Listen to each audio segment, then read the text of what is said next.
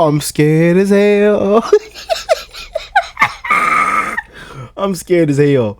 Shout out to my Australian family, my Australian gang. I got to go to Australia, but I don't know now because I heard y'all got them snakes. Robert, y'all got them snakes down there? Woo! The tiger snake. The homie Robert sent me another amazing video, man. Shout out to the homie Robert. He wants me to get educated today. You know what I'm saying? I'm not new to reacting to wildlife videos, learning about, you know, different places, different animals, you know what I'm saying, dangerous animals and stuff like that and whatnot. I have reacted to some of the Australian snakes before in the past, but today we got the tiger snake from Wicked Wildlife, and shout out to the homie Robert, man. And they say this is a famous snake down there, so I don't know really anything, so we're gonna check out this video from Wicked Wildlife. Shout out to the homie Robert once again, and y'all comment down below if y'all have any more requests, want me to check out any more snakes or animals in Australia. Send the link, send the video, comment down below. But I'm scared like a motherfucker. I am scared as hell. Robert, I'm scared now. I don't even want to press play. Ow, you know, them snakes get them snakes is quick, boy. You know what I'm saying? You be walking out to the yard and you bend over and bam. You like, golly, I'm just watering the grass. I'm just watering the grass, man. Now you got to go to the hospital. That shit is deadly, man. Dangerous. Out here, though, we got like a lot of water snakes out here, man. But it ain't, you know, it ain't over here where I live. You don't really see two snakes very often, man. Let me knock on some wood or something, because I go outside tomorrow and see one of them big old snakes. But let's get into it, y'all. And welcome to Wicked Wildlife. And in this episode, we want to have a look at what has to be one of the most feared and famous snakes in the country. That'll be this fella here, the tiger snake. So stick around, guys. We're having a look at one of the most... I love his accent. Love his accent. Most venomous snakes on the planet.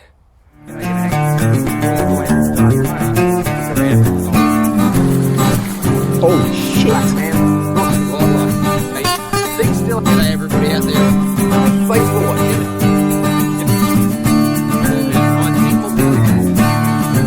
So, for a long time here in Australia, we've been taught that there's two... Yeah, I know I love the Australian accent, man. I just love it. You know what I'm saying? Just how y'all, like, how the homie Robert even, how, you know, how he texts, and stuff, like, just off the accent, I just love it, man. I'm so in love. You know what I'm saying? It's good, man. It's good to just go around in different cultures, different environments. You know what I'm saying? Have different friends internationally. I think that's the best thing, man. You know what I'm saying?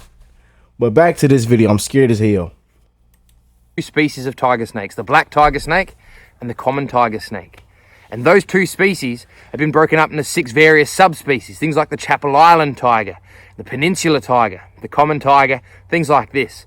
Now recently, this whole theory has been a bit blown out of the water, and we've realised that genetically, all tiger snakes are very, very similar. Most people agree now that we only have one species, and there's some debate whether these subspecies will keep their subspecies status, or whether we should all consider them basically local variations of the one. But what they're a great example of is speciation in action, because tiger snakes are massively diverse. From their name, you'd imagine they're all going to be pretty similar stripy snakes. But tiger snakes are some of the most diverse of all of Australia's venomous snakes. Being found in the environments that they are, up the east coast of Australia, as well as the bottom part of Western Australia, and on a whole bunch of offshore islands, these guys have some... Wow. I'm listening to everything he's saying, but is it just not kind of like...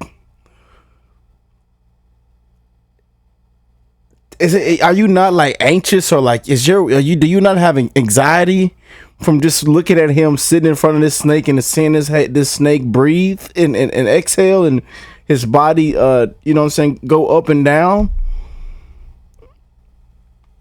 maybe the snake doesn't fear for his life, and that he might think the snake might think that's his buddy or something. I don't know, but I would be scared as hell.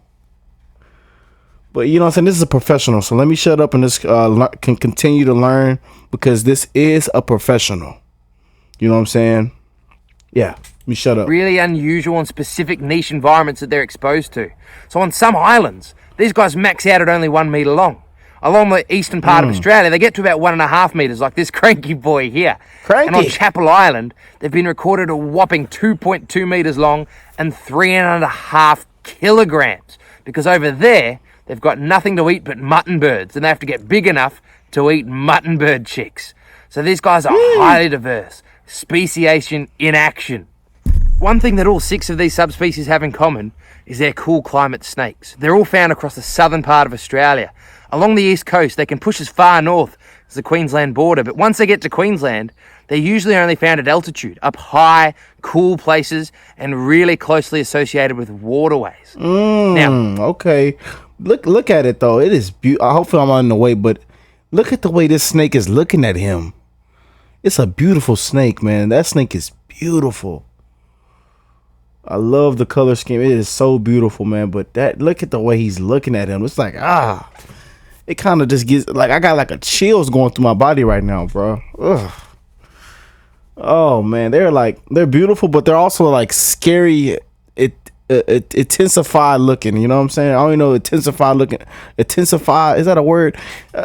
It just looks snakes just kind of creep me out, but they're also beautiful at the same time. I don't know how to explain it. Being a cold climate snake, just like a lot of our other cold climate snakes here in Australia, these guys are live bearers.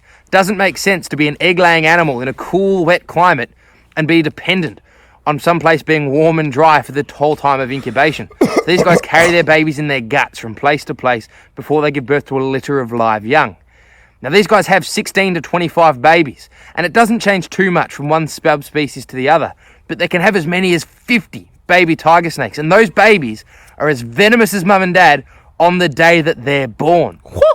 Now speaking of toxicity, this guy here is about the 4th most venomous snake on the planet. You would think the venom would have to just like grow, or they would have to develop the venom. That they would have to develop the venom over time. Maybe after a year or two, the venom is fully developed, and you know what I'm saying, and they strong and powerful. Bam. No, soon as they is born, bam, they ready to go.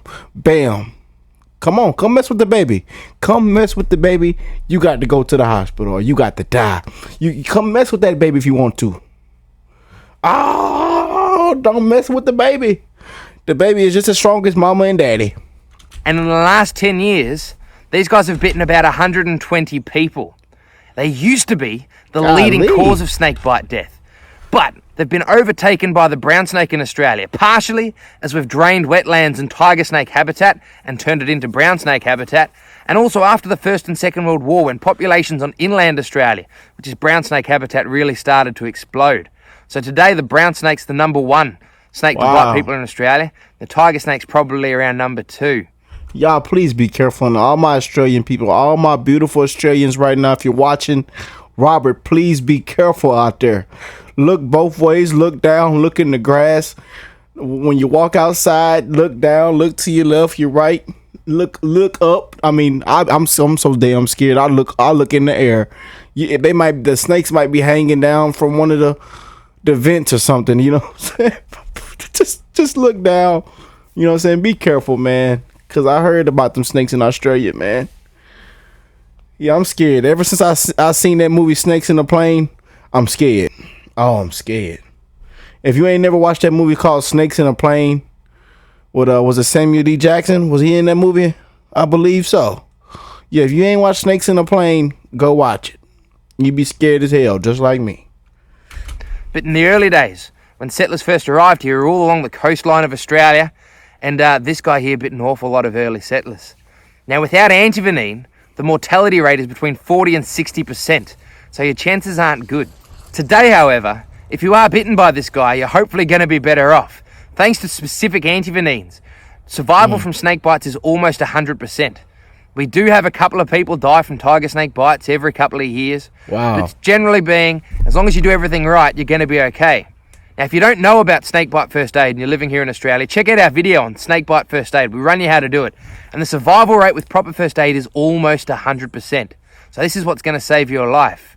Now, something about tiger snakes that a lot of people find unusual is these guys can be really misleading. As I said, they're one of the most diverse of all the venomous snakes in Australia. And these guys, even in one population, are really commonly misidentified. This guy here is a brilliant example of this nice brown and yellow striping, but these guys can be anywhere from solid black, bright yellows, greys, olive greens. They can be striped, they can have double stripes, and they can be completely patternless. Wow. Here where I live, in Western Victoria, almost every brown snake I get called out for is actually a tiger snake without any stripes.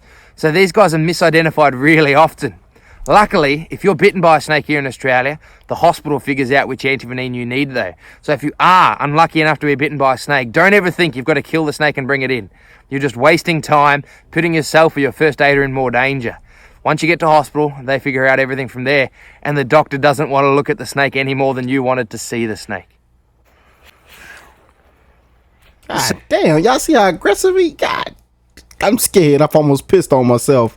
So, at the end of the day, these guys have a pretty bad reputation amongst Australian farmers.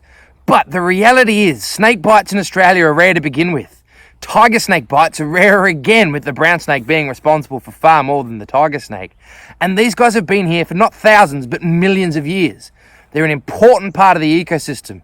And if you can't live in Australia with snakes, maybe you need to book a ticket to New Zealand or Ireland. Snakes are a part of the Australian landscape. So it is, he said it's rare, so I mean it can't be too damn bad.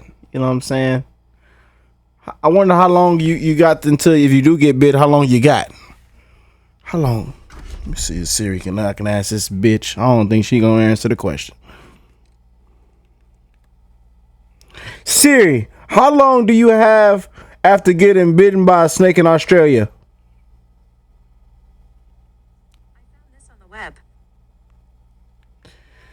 Siri, how long do you have to get to the hospital after getting bit by an Australian tiger snake?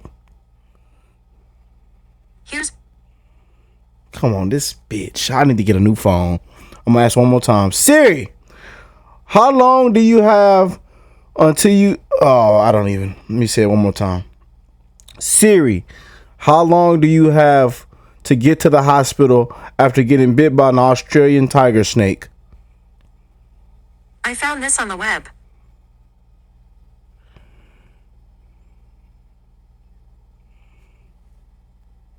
This bitch. This bitch. And then it don't even say how long.